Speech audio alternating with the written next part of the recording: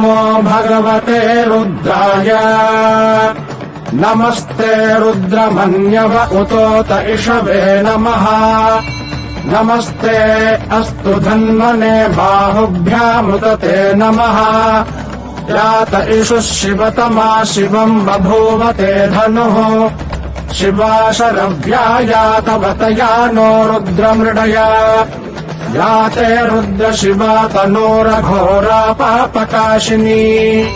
तया नस्तनुवाशन्तमया गिरिशन्ताभिचाकशीः यामिषुङ्गिरिशन्तहस्तेऽभिवर्ष्यस्तवे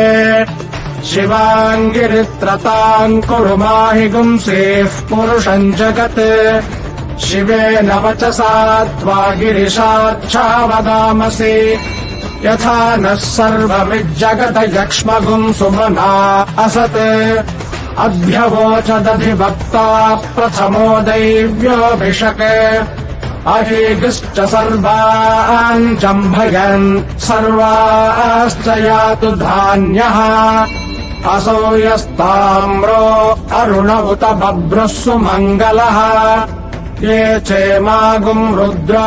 अभितो दिक्षुः श्रिताः सहस्रशो वैशाखुम् हेडयीमहे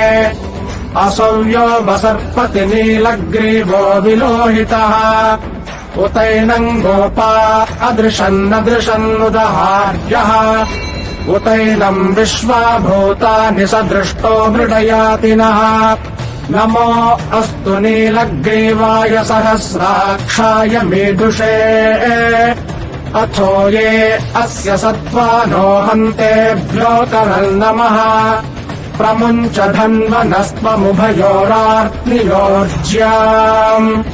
याश्च ते हस्त इषवः पराता भगवो वप